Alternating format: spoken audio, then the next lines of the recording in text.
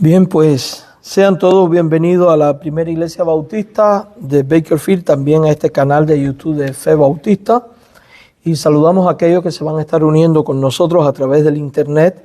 Es nuestra oración y deseo que este video sea de bendición a su vida. Yo le animo a que usted deje su comentario y los que nos siguen por YouTube que se suscriban al canal, le den me guste para que pueda crecer esta audiencia. Todos los presentes, bienvenidos también. Mis hermanos, hoy seguimos estudiando a Dios como Salvador. Dios como Salvador.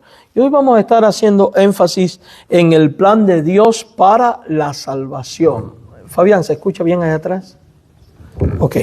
Vamos a hacer énfasis en el plan de Dios para la salvación. Estuvimos viendo la semana pasada que Dios es el Dios que salva. Porque Dios es ¿qué? Salvador. De alguna manera, al ver que salva por medio de Cristo y que el Nuevo Testamento presenta a Cristo como Salvador, esto se convierte en una evidencia de que Jesucristo es Dios. De que Jesucristo es Dios. Estuvimos viendo no solamente que Él es el que salva, sino que además Él es el único que puede salvar. Él es el único Salvador y fuera de Él no hay salvación. Por tanto, para tener la vida eterna, el perdón de los pecados y un lugar en el reino de los cielos, indiscutiblemente hay que venir a Dios. Y cuando leemos Juan capítulo 14, versículo 6, descubrimos que el único camino y verdad y vida que puede conducir a Dios es Jesucristo. Por tanto, para obtener la salvación de Dios, hay que creer en Cristo como Señor y como Salvador. Hoy vamos a estar viendo que la obra salvadora de Dios no es un accidente, ni es un plan emergente ante una necesidad X, sino que fue un plan de Dios determinado, planeado desde la eternidad pasada, o sea, incluso antes de la creación o de la fundación del mundo. Y es que a Dios absolutamente nada lo sorprende. Eso quiere decir que si usted y yo estamos aquí hoy es porque desde la eternidad pasada Dios tuvo un plan redentor con tu vida y con mi vida.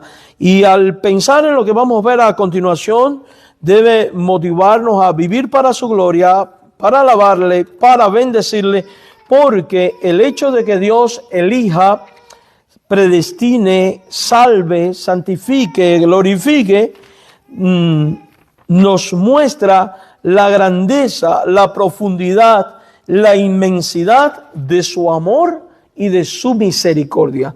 Porque lo cierto es que el hombre, por causa del pecado, le había fallado a Dios. Y a causa de su justicia, Dios en realidad estaba obligado a condenarnos y a enviarnos al infierno.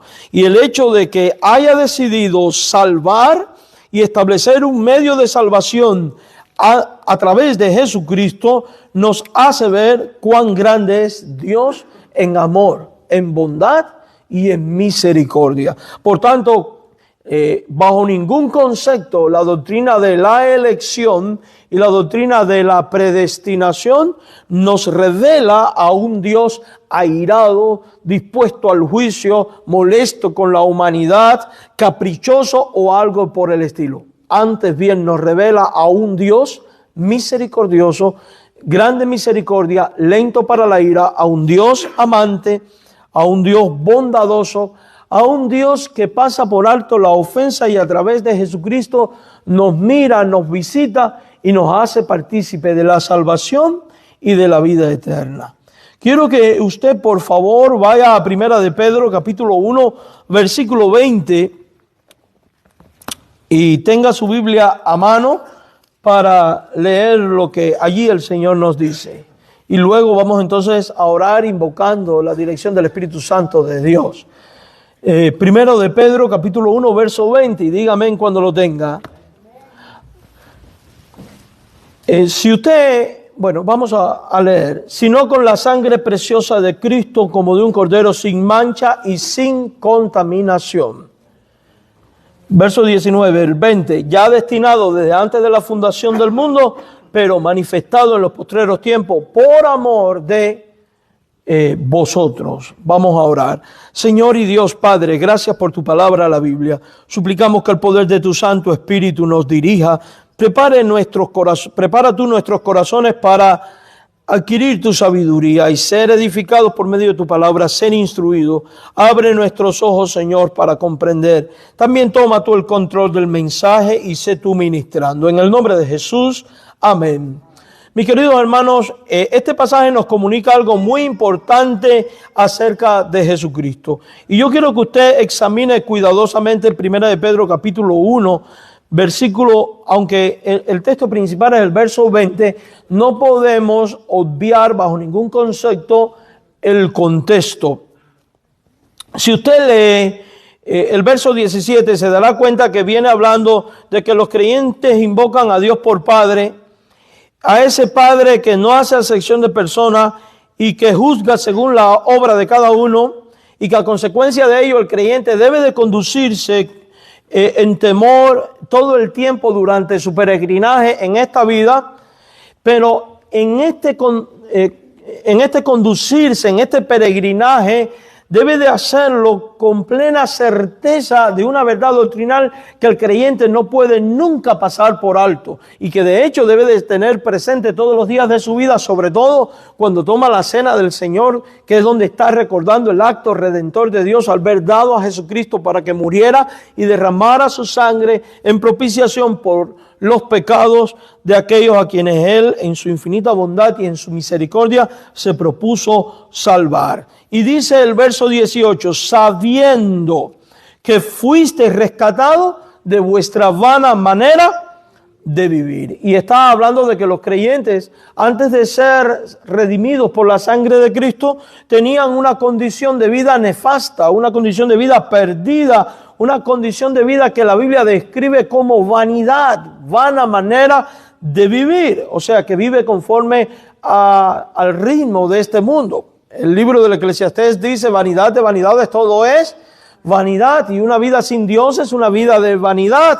Y ahora, después dice aquí Pedro que esa manera de vivir es algo que se hereda de los padres. Y probablemente él está recordando lo que dice el Salmo 51, verso 5. En pecado he sido formado y en maldad me concibió mi madre. Y también dice el libro de los Romanos que en Adán todos pecan y que por el pecado entró en el mundo por un hombre y por ese hombre la muerte, y así la muerte pasó a todos los hombres. O sea que está hablando de la condición natural del hombre.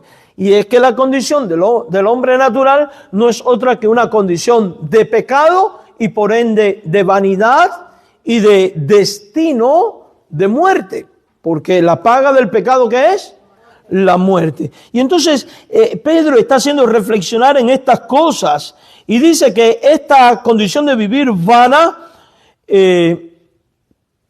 no fue con cosas corruptibles como oro o plata que ellos obtienen de esta condición vana de vivir la redención. ¿Qué quiere decir? Que el hombre por sí mismo no puede adquirir un acto redentor. El hombre por sus bienes materiales y por sus acciones no puede adquirir un cambio en la manera de vivir. No puede adquirir libertad de la vana manera de vivir. Y la pregunta que surge entonces es, ¿cómo es que se adquiere la libertad o la redención de la vana manera de vivir? Y ahora Pedro nos va a hacer reflexionar bajo la inspiración del Espíritu Santo de Dios que no es a través de obras humanas, que no es a través de recursos humanos. Entonces, si no es de obras humanas ni por recursos humanos, quiere decir que esto es una obra de gracia. Es el resultado del favor inmerecido de Dios. Porque ¿quién de nosotros se merecía haber sido rescatado de la vana manera de vivir? Nadie. ¿Quién de nosotros merecía que Jesucristo le amara? Nadie. ¿Quién de nosotros merecía aceptación ante los ojos de Dios en base a las obras, siendo que los designios y pensamientos del corazón del hombre en su estado natural son solo de continuo al mal?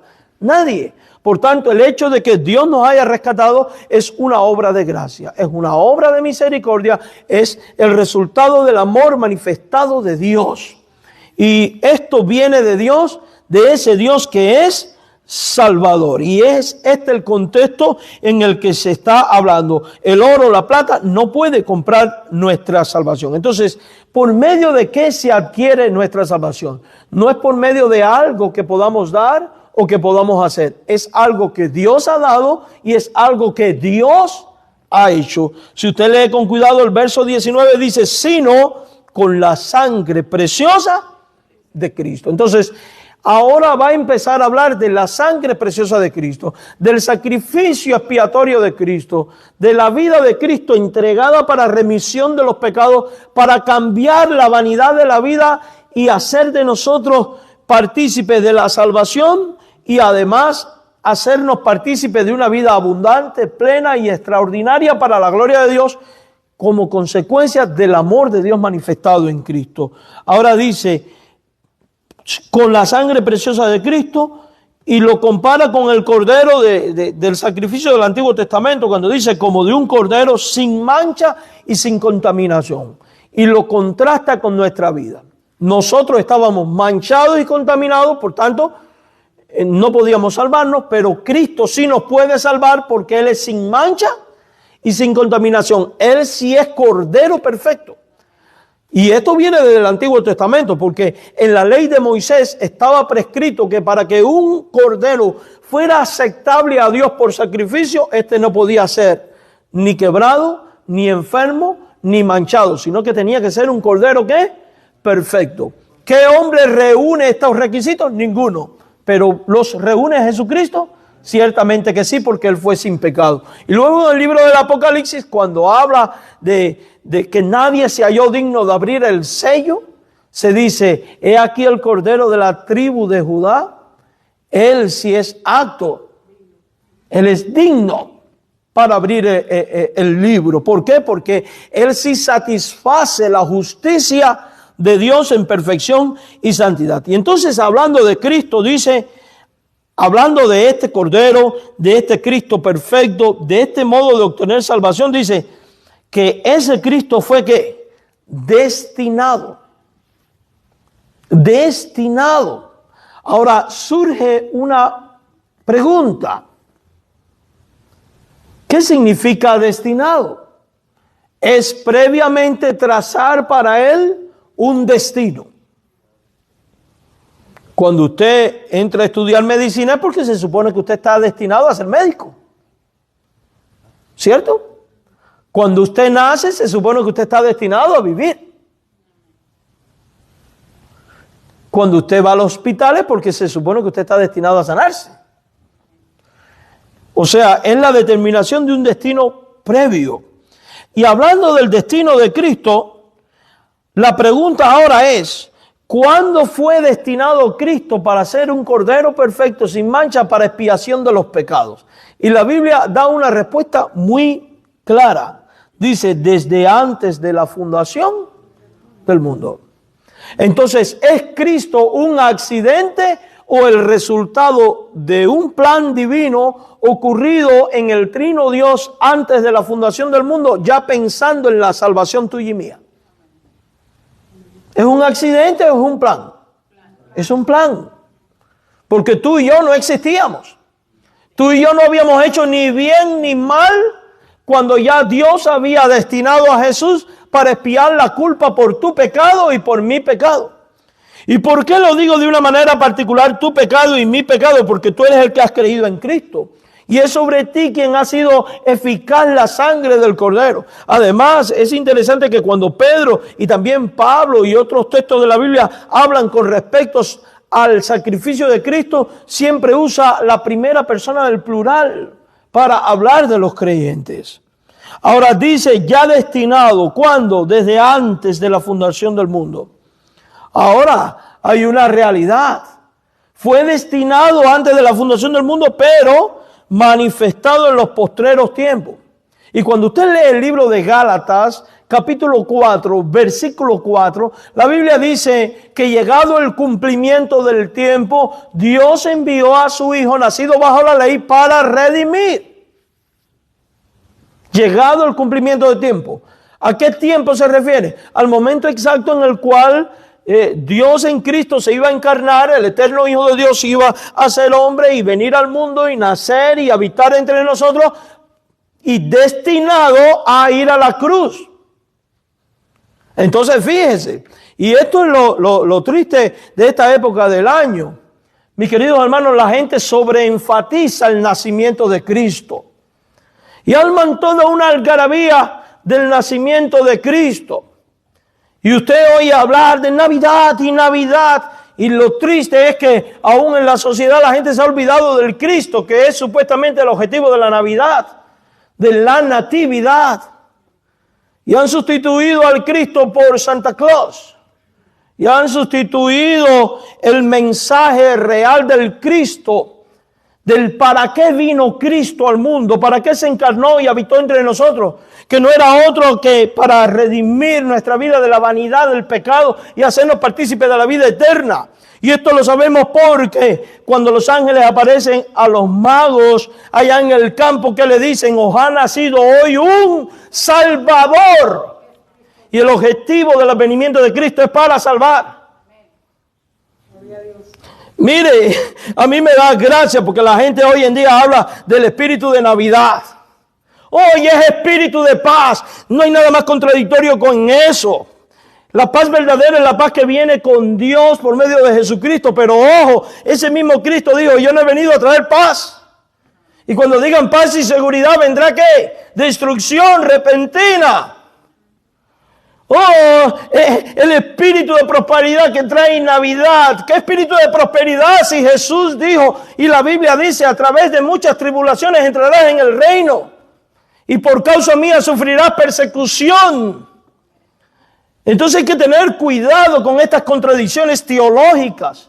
Y yo no estoy diciendo de que no se predique, no se recuerde que Dios se hizo hombre. Estoy hablando de que nuestros 5 sentidos deben de estar enfocados en el motivo por el cual Dios entró en el mundo, llegado el cumplimiento del tiempo. Y fue para manifestar su amor para con nosotros, no en Belén, sino en el Calvario. No en la cuna, sino en la cruz. Porque Cristo despojó a las huestes del diablo y del pecado y las expuso y anuló el acta que había contra nuestros pecados. No en el pesebre, no entre pastores, no entre vacas, sino a través de su muerte y de su resurrección. El amor de Cristo fue manifestado cuando Él dijo consumado es, y cuando 3 días después se levantó de entre los muertos. Y si usted tiene duda de ello, la Biblia dice, de tal manera amó Dios al mundo que ha dado a su Hijo unigénito para que todo aquel que en Él cree no se pierda, mas tenga la vida eterna. Y ahora al leer al apóstol Pedro, él dice que fue manifestado en los postreros tiempos la planificación del advenimiento de Cristo para salvar. Y dice la razón por amor de vosotros. ¿Estos vosotros quiénes eran? Los expatriados del Ponto, Asia, Galacia, del Ponto, Asia y Galacia, los creyentes. Cristo cumple el plan de la economía del trino Dios antes de la fundación del mundo. Y lo cumple en la cruz para mostrar su amor por, dice, vosotros.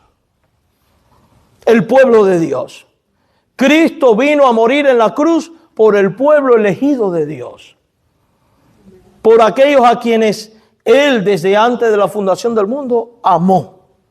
Y si dice por vosotros, lo dice por ti, por mí que hemos creído. Mi querido hermano, entonces piense en esto. Usted no es un accidente. Usted es alguien en el cual Dios desde antes de la fundación del mundo no solo estuvo pensando, sino que además estuvo haciendo.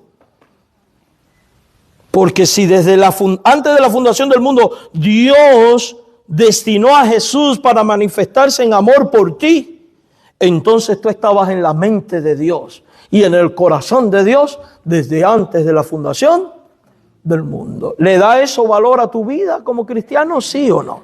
¿Se da cuenta por qué debemos vivir para su gloria? ¿Por qué vivir para la alabanza de Él? Se da cuenta que ni la elección ni la predestinación excluye el amor de Dios ni la misericordia de Dios. Todo lo contrario, es parte de ese accionar amoroso. Porque Él sabía que usted y yo, por naturaleza, no íbamos a poder salvarnos, sino que íbamos a necesitar a un Salvador. Entonces, cuán maravilloso es nuestro Dios, que desde antes de la fundación del mundo ya planifica enviar a dicho Salvador. ¿Y ese Salvador es quién? Jesucristo. En los postreros tiempos. ¿Por amor de quién? De vosotros. Amados hermanos, que Cristo y el derramamiento de su sangre como cordero expiatorio para perdón de pecado y salvación fue destinado antes de la fundación del mundo y ejecutado en el tiempo en que murió y resucitó, gústenos o no, sea comprensible en nuestra mente o no, es una verdad que nadie puede negar porque está en la Escritura. Y el que se atreva a negar que Dios en la eternidad pasada destinó a Jesús para salvación de los suyos y por amor, está negando una verdad que está en la Biblia. Amados hermanos, el otro texto que quiero que meditemos es Efesios capítulo 1. Libro de Efesios capítulo 1, porque esto va a arrojar mayor luz a lo que enseña la Biblia. Y a mí me causa mucha gracia porque hay personas que niegan estas verdades, que niegan la elección, que niegan la predestinación, que niegan el plan eterno de Dios en la eternidad pasada. Y cuando empiezan a estudiar la Biblia, saltan aquí y allá y no toman en cuenta que a medida que el pueblo fue recibiendo la Escritura, solo tenían delante estos pergaminos. Por tanto, tenían que limitarse a interpretar estos pergaminos. Y luego, hasta que no estuvo toda la Biblia completa, no se pudo colegiar. Por tanto, tiene que haber una exégesis a pie de letra de lo que va diciendo el texto. Y ninguno de nosotros tiene derecho ni a quitar ni a añadir nada de lo que Dios ha revelado en su palabra. ¿Y qué dice la palabra con respecto a Cristo como alguien destinado desde antes de la fundación del mundo para un pueblo que también fue electo antes de la fundación del mundo con un propósito divino? Y ese pueblo somos tú y yo, son todos aquellos que a lo largo de la historia Dios ha ordenado para vida eterna y Dios ha decidido salvar. Por amor, como un acto de misericordia, no arbitrariamente tampoco. Ni sin sentido, porque Dios no hace las cosas sin sentido, ni de manera arbitraria. Cuando Él hace las cosas según el consejo de su voluntad, es porque su voluntad es perfecta, es porque su voluntad es amante, porque Dios por naturaleza es amor. Es porque en su naturaleza Dios es misericordioso y en su voluntad está el ejecutar su misericordia y al mismo tiempo satisfacer su justicia. Porque ambas cosas tienen que cumplirse. Ahora dice Efesios capítulo 1, ¿lo tienen a mano por favor? Y esto, aquí encontramos las pruebas de que el plan de Dios para la salvación precede a la creación del mundo. Es antes de la creación del mundo. Y así está en la palabra de Dios. Efesios capítulo 1, verso 3. Si usted lee con cuidado, la Biblia comienza expresando una alabanza a Dios. Dice, bendito sea el Dios y Padre. Entonces, ¿a quién va dirigida la alabanza? A Dios. ¿El Padre de quién? Bueno, dice del Señor Jesucristo. ¿Y qué dice de ese Padre de nuestro Señor Jesucristo? Dice claramente el apóstol Pablo que es el que nos bendijo. ¿A quiénes? Si usted lee el versículo 1, dice Pablo, apóstol de Jesucristo, por la voluntad de Dios, a los santos y fieles. O sea, está diciendo que Dios es alabado y bendito porque ha bendecido a los santos y fieles, a los creyentes. Ahora me pregunto, ¿qué somos tú y yo? ¿Acaso no somos creyentes en Jesucristo? Personas lavadas por la misma sangre, redimidos por el Cordero de Dios. Ciertamente sí, entonces estas bendiciones también son por nosotros. Y cuando habla de todo el proceso de salvación, dice que bendito sea Dios y Padre del Señor Jesucristo, porque nos bendijo. Ahora la pregunta es, ¿con qué nos ha bendecido Dios? Dice Pablo, con toda bendición. Y note que no es una bendición material, no es una bendición que es de origen humano, es una bendición que es espiritual. No es una bendición terrenal, es una bendición que es celestial, porque dice con toda claridad en los lugares celestiales. Y no es en obras humanas, sino en virtud de la obra de Cristo. Dice en Cristo. Entonces la bendición es celestial, la bendición es en Cristo y la bendición es espiritual. No tiene nada que ver con nosotros. Entonces esta bendición es también una obra de gracia. Es una bendición de gracia. Y esto es lo que debe de motivarnos, porque si yo no hice nada, yo no pude adquirir nada, y yo no podía ni siquiera aspirar al reino de los cielos de no haber sido por la obra de Dios en Cristo, ¿cómo pudiera hoy estar aquí alabando y bendiciéndole? Sería imposible. Por eso se le llama gracia. Ahora, quiero que preste atención a lo que va a decir a continuación. Recuerda que arriba habíamos visto, nos bendijo. ¿A quién? A nos, a los santos y fieles. Y ahora vuelve a usar el pronombre, vuelve a usar el nos, tercera persona del plural, en el verso 4. Según, hablando de Cristo, nos escogió. O sea, que está diciendo que los santos y fieles son personas electas por Dios el Padre en Jesucristo. Entonces, ¿qué somos tú y yo? Pueblo elegido. Ahora, se cumple lo que dice otra porción de la Escritura cuando dice, nosotros somos real sacerdocio, nación santa, pueblo adquirido por Dios. Amén. Somos pueblo elegido. Hubo una elección hecha por Dios el Padre en Cristo. Ahora, según este pasaje, la elección es en Cristo, en su obra, en su persona y en todo lo que Él es y hizo, en su amor, en su bondad y en su misericordia. No es un mero capricho humano, pero tampoco de Dios. Ahora, ¿qué es lo que motiva a Dios para que nos elija en Cristo? Yo no lo sé, porque la Biblia no lo dice.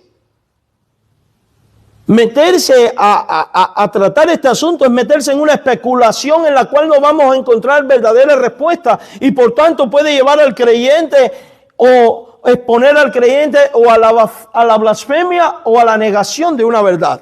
Y amados hermanos, las cosas ocultas pertenecen a Dios, dice Deuteronomio 29:29, pero las reveladas han sido dadas a nosotros. Por tanto, tenemos que limitarnos a hablar solo lo que ha sido revelado. Lo que es misterio de Dios, queda en el misterio de Dios. Y le conoceremos cuando estemos en el reino de los cielos. Pero la Biblia dice que fuimos elegidos en Él. Ahora, la pregunta que surge leyendo el texto es, ¿cuándo fuimos elegidos en Él?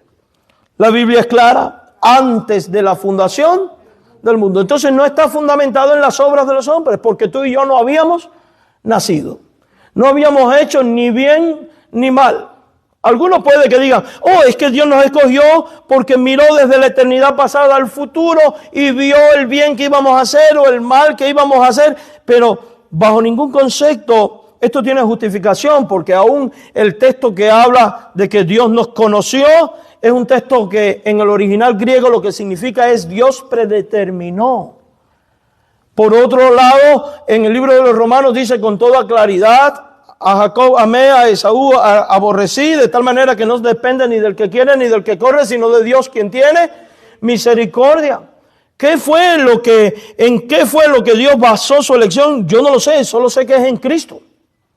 Y lo creo, y creo fielmente que si estamos aquí hoy alabando y bendiciendo el nombre del Señor es porque de alguna manera nos eligió y nos hizo partícipe de su amor, de su bondad, de su misericordia, nos ha salvado y aquí nos tiene. Por tanto, no debo de estar rompiéndome la cabeza con respecto a, y los que no han creído, bueno, los que no han creído van a oír el evangelio y los que son de Dios van a creer y los que no, no. Por eso hay que darle el evangelio a todo el mundo. Por eso hay que predicar el evangelio a todo el mundo. Porque ni usted ni yo sabemos quiénes son a los que Dios va a salvar, ni quién es elegido de Dios y quién no. Lo que yo sí sé es que la Biblia dice que la elección ocurrió antes de la fundación del mundo. Ahora, viene a continuación el propósito de esa elección. ¿Para qué Dios te ha elegido? Y apunte esto, porque hay una falsa doctrina dentro de ciertos círculos calvinistas de salvo siempre y salvo, que enseñan que no importa que usted peque todo lo que le dé la gana, porque al final, como ya usted fue rescatado, nada te va a hacer perder tal salvación y por tanto tú puedes hacer lo que tú quieras. Eso es falso. Porque la Biblia dice que sin santidad nadie verá al Señor. Y la Biblia declara que los verdaderos salvados son gente que van a perseverar en santidad y en la búsqueda de la santidad. Y la Biblia declara con toda claridad que los que son de Cristo no practican el pecado, ni se deleitan en el pecado. Por tanto, los verdaderos salvados, Dios los va a conservar en estado de gracia y les va a hacer perseverar en estado de gracia. ¿Y por qué? Porque, amados hermanos, fuimos electos con un propósito. Dice la Biblia, nos escogió en Él. ¿Cuándo? Antes de la fundación del mundo. ¿Para qué? Aquí está. ¿Para que fuésemos qué? Santos. La elección es para apartamiento. Porque santo significa es ser apartados. ¿Apartados de qué? Del mundo para Dios. Del diablo para Dios. De la carne para Dios. Entonces, la elección es para ser un pueblo santo. Y la santidad no puede empezar si primero no hay una conversión. Entonces, junto con la santidad está implícita la elección para salvación. Entonces, el plan de Dios es que un creyente diga, soy cristiano y después vaya y peque deliberadamente. En ninguna manera. Porque aquí la Biblia enseña que la elección tuya, hecha por Dios en Cristo, es para que tú seas santo, apartado. Por eso después la Biblia en otros pasajes dice, no ames al mundo ni las cosas que están en el mundo, porque la amistad con el mundo es ¿qué? Enemistad con Dios. Por eso es que la Biblia dice, nadie puede servir a dos señores, porque ama a uno y aborrece al otro. No se puede servir a Dios y a las riquezas. Entonces esto es mucho más que la definición de un concepto doctrinal con respecto a la soteriología. Es un estilo de vida. Es llegar a la aceptación de que Dios me ha elegido en Cristo y esa elección ocurrió antes de la fundación del mundo porque Dios quiere que yo viva apartado del mundo para Él. Quiere decir que el deseo de Dios, el plan de Dios y la voluntad de Dios es que yo viva para su gloria y su honra aquí y ahora y hasta que llegue a la eternidad.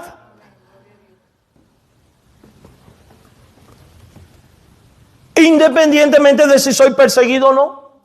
Independientemente de que si hay otros creyentes en la iglesia que practican la santidad o no. Independientemente de la doctrina que se tenga o no. Independientemente de lo que crea este, aquel o el otro. Y digo esto porque a veces hay creyentes que dicen, pero ¿por qué usted me regaña a mí? Porque yo estoy haciendo esto malo si a fulano lo hace peor.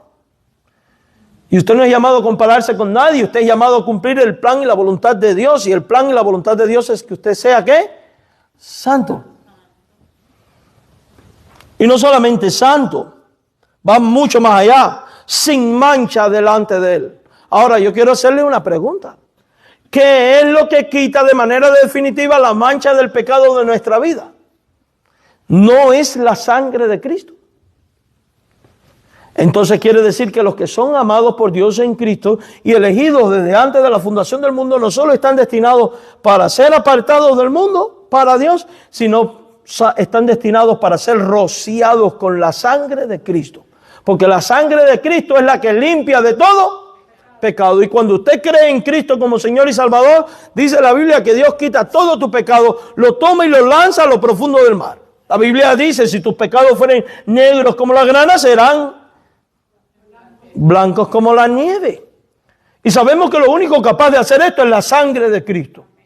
Entonces usted y yo debemos de alabar a Jesucristo, vivir para Jesucristo, andar en novedad de vida y en santidad en Cristo, porque el plan de Él fue elegirnos para ser rociados con esta sangre, lavados con esta sangre, limpiados por esta sangre.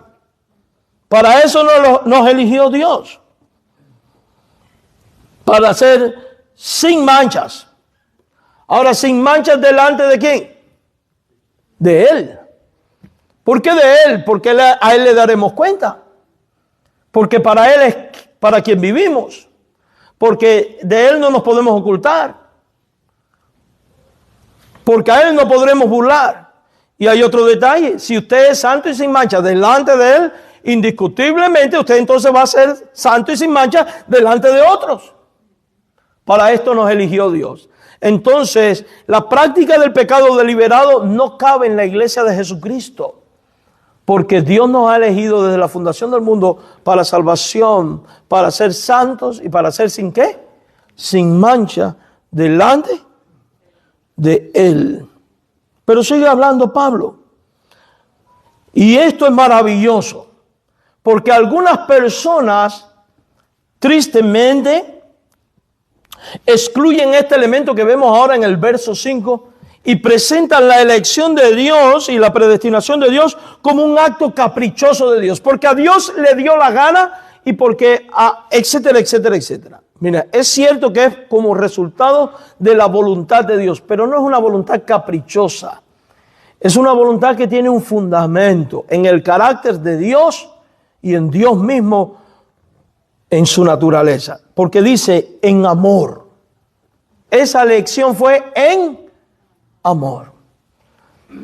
Y cuando usted se pregunta ¿qué dice la Biblia del amor de Dios? ¿Qué encuentra?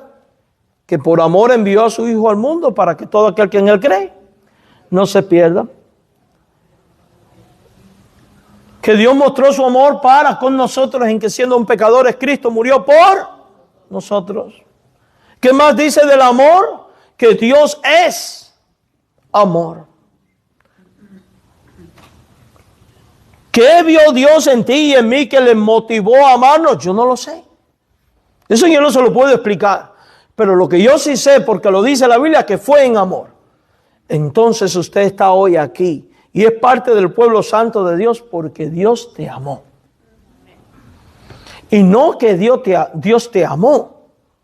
Dios te ama. Porque el amor de Dios no se limita a un tiempo concreto en el peregrinar de la vida. El amor de Dios es para siempre. ¿Y no es eso maravilloso, amado hermano? Yo no sé usted, pero cuando yo medito en un Dios que por amor hace esto, no puedo hacer otra cosa que alabarle. Entonces queda excluido esos actos crueles y caprichosos en amor. Y en ese amor dice que nos predestinó.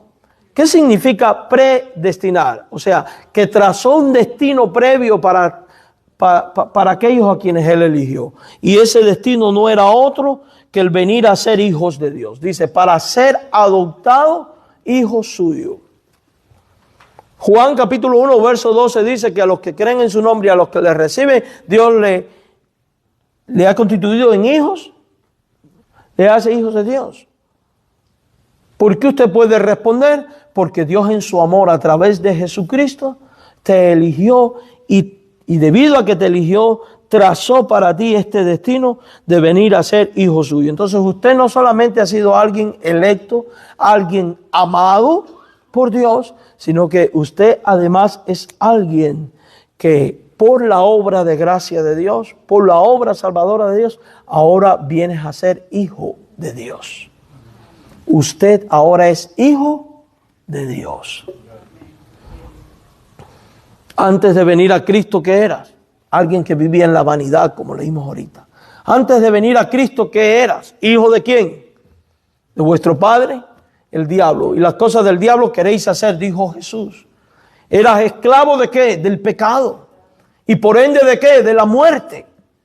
Pero ahora, gracias a la obra electiva, amorosa, redentora y misericordiosa de Dios, vienes a ser hijo de Dios por mediación de Jesucristo. predestinado para ser adoptado hijo suyo. Y el medio de la adopción, ¿cuál es? Por medio de Jesucristo. Por medio de Jesucristo. O sea que indiscutiblemente hay que pasar por Jesucristo. Hay que venir a Cristo. Hay que creer en la obra de Cristo y en Cristo. Y esto es importante tenerlo en cuenta porque hay algunos que tienen conceptos errados de la doctrina de la predestinación y enseñan que Dios es soberano y que como Dios es soberano, aunque haya alguien que nunca ha oído el evangelio, si Dios lo quiere salvar porque lo eligió, lo va a salvar. Eso no es bíblico.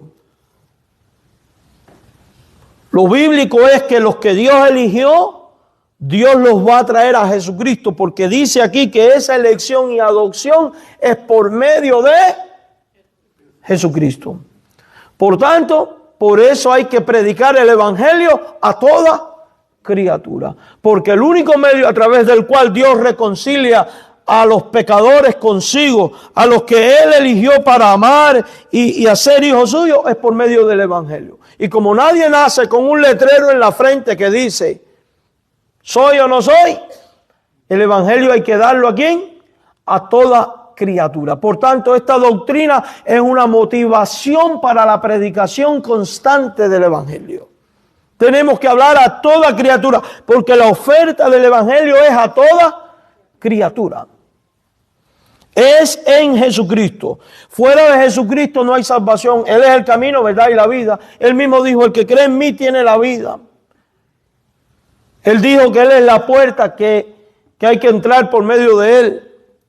Él dice, yo he venido para que tengan vida y que la tengan en abundancia. Y Dios no se contradice. Dios no va a traer a alguien a salvación por otra vía que no sea por medio de Jesucristo. Porque hay un solo mediador entre Dios y los hombres. ¿Y ese es quién? Jesucristo. Por tanto, la doctrina de la elección, la doctrina de la predestinación no excluye la evangelización, la doctrina bíblica, porque hay una doctrina antibíblica. Antes bien estimula la evangelización, porque entiende que es por medio del evangelio que Dios salva. Es por medio del evangelio que el pecador es convencido por el Espíritu Santo, regenerado para salvación y vida. Por eso dice por medio de Jesucristo. Ahora, ¿todo esto es según el puro afecto de la voluntad de Dios? Sí. Es según el puro afecto de la voluntad de Dios. Es porque Dios en su soberanía determinó que así fuera. Pero determinó que así fuera, ¿qué cosa? La manifestación, la elección, la manifestación de su amor, el adoptarte, el hacerte pueblo santo, etcétera, etcétera. Esa es la voluntad de Dios. Y todo esto rinde a un propósito final. ¿Cuál es? Verso 6. Para alabanza de la gloria, para que Dios sea glorificado, para que Dios sea alabado. Entonces tú fuiste apartado como pueblo santo para alabanza de la gloria de Dios. Tú fuiste elegido para ser pueblo santo y sin mancha para la alabanza y la gloria de Dios. Fuiste amado por Dios en Cristo para la alabanza y la gloria de Dios. Fuiste predestinado para ser adoptado hijo suyo para la alabanza de la gloria de Dios. Entonces nuestra vida toda tiene que glorificar y honrar a Dios. Por eso es que tenemos por lema vivir para la gloria de Dios. Esa es la visión y la mejor meta que tiene un cristiano. Vivir para la gloria de Dios. Porque fuimos hechos todo esto para alabanza de la gloria de Él, de su gracia. Por medio de esa gracia con la cual Él nos hizo aceptables en el amado. Porque de no haber sido por el amado, usted y yo jamás hubiéramos sido aceptables ante Dios. Por eso no se puede excluir a Jesucristo ni la evangelización ni la predicación. Por eso es que hay que dar el evangelio y predicar el evangelio. Porque es solo por medio del evangelio que pecadores llegan a ser aceptables ante Dios.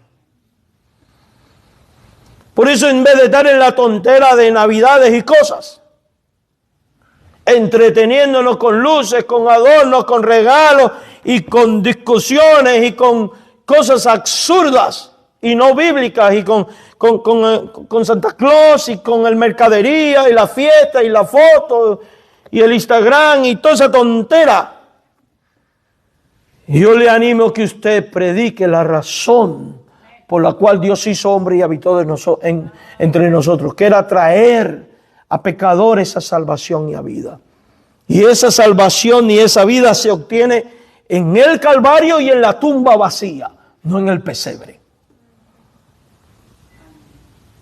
Dígame, ¿qué salvación produce un arbolito? O una guirnalda. Sí, son adornos bonitos, no decimos que no. ¿Que alegran el ambiente? Sí, pero no podemos dejarnos distorsionar la realidad de la verdad que enseña la Biblia. Mire, Cristo no nace cada año. Quítese eso de su mente. No, es que celebrar el cumpleaños de Jesucristo. A mí me da gracia porque celebrar el cumpleaños de Jesucristo, que la Biblia no lo manda, y sin embargo así nos manda a recordar la muerte y resurrección a través del vino y del pan, y no lo hacemos. O lo hacemos una vez al mes. No sé si me explico lo que quiero decir. No estoy diciendo que estoy en contra de que se predique de Navidad y cosas por el estilo. No estoy hablando de eso, hermano. Estoy hablando del sentido correcto. De no dejarnos atrapar y quitar el mensaje bíblico. No. Lo grandioso ocurre en la cruz y en el sepulcro vacío. Ahí ocurre lo grandioso. Es ahí. Y es ahí donde debemos de enfocar toda nuestra atención. Mis amados hermanos, quiero terminar. Vamos a dejarlo acá y seguir la semana que viene porque tengo otro texto. Por lo pronto quédese con esto. La semana próxima vamos a estar ahondando un poco más en la predestinación bíblica. Y déjenme aclarar algo. Cuando hablamos de predestinación y elección, que es un tema muy conflictivo, en mi humilde opinión, aquí sobra arminianismo y sobra los conceptos de calvinismo. Porque en el fondo no te puede importar ni lo que dijo Jacobo Arminio, ni lo que dijo Juan Calvino. Lo que tiene que importar en un cristiano es lo que dice la autoridad. ¿Y esa autoridad cuál es? La Biblia, la palabra de Dios. Nuestra única regla infalible de fe y de práctica. Por tanto, con esto en mente, de que Dios nos amó y nos escogió desde antes de la fundación del mundo para ser pueblo santo, sin mancha, delante de Él, para alabanza de su gloria y para ser adoptados hijos suyos, vivamos para la gloria de Dios todos los días de nuestra vida y convirtámonos en instrumentos de Dios para la evangelización de aquellos que aún no han oído de Jesucristo. Amén. Vamos a orar. Señor Dios, gracias por tu palabra. Gracias por permitirnos aprender de ella, ser edificados a través de ella. Suplico que tu bendición sea sobre tu pueblo aquí presente y sobre aquellos que nos están siguiendo en el internet. Sabemos que esto es un tema difícil a veces de asimilar, pero hay que predicarlo. Nosotros no podemos hacer otra cosa que humillados decir, alabado sea tu nombre, porque en amor nos elegiste, nos apartaste, nos predestinaste para ser hechos hijos tuyos y nos has hecho para alabanza de tu gloria. Ayúdanos a vivir de esa manera, Señor. Ayúdanos a ser portadores de tu mensaje. Llévanos con bien a nuestro hogar. En tu amor y en tu bendición te lo rogamos. Amén.